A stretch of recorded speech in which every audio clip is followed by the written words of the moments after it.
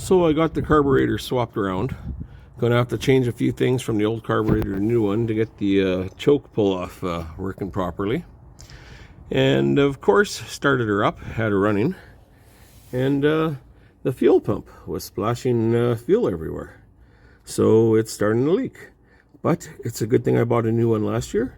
So now the next thing I guess I'll be doing is a fuel pump swap. So I'm going to get started on that probably right now. Well, I got the old fuel pump out. It was leaking from this little hole here. It must be like a wear hole or something. But there's the old one out. And the new one was probably the easiest fuel pump I've ever swapped out. It took about 15 minutes total. I removed the alternator and swung it out of the way. Just the two lines and the bolts. The old gasket came off, so it was nice and clean. Just a little bit of silicone and the new fuel pump. Spun the engine over by hand just a little bit to get the lobe away, so it wasn't on the pump part. And it went right back in. So there we go. Got the new carb on, new fuel pump in. Just got to change around the top plate there for the choke pull-off with the old one. So that's what I'm going to do next. So here goes the cold start. It hasn't been started in about 2 weeks. Let's give her a shot and see what she does. So we'll give her a few pumps for good measures. Hit the key. A couple more pumps. It's going to be fussy. And there she goes.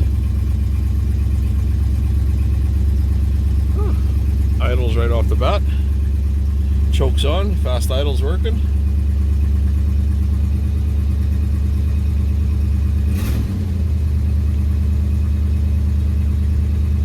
Doesn't sound too bad for not having been started for a couple weeks.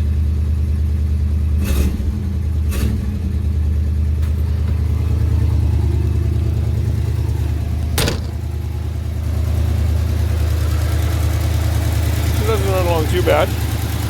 Notice there's just a little bit of valve train noise. So I do have a new set of valve cover gaskets for it. So when I get a chance, I will be pulling the valve covers off and setting the valve. Got that new distributor waiting to go in with the electronic conversion. That'll be pretty quick. Got a catch can for it. Will be or an overflow tank. Going to be doing that. Got a new muffler I'm going to crawl underneath and install. And a bunch of other parts. It's nice that the weather's starting to get better.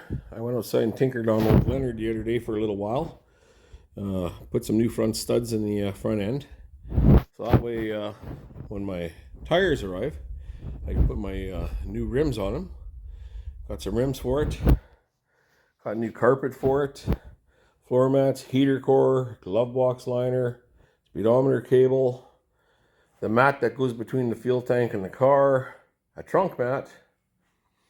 I do got a new fuel sender for it, starter, some brake parts, little parts for this and that.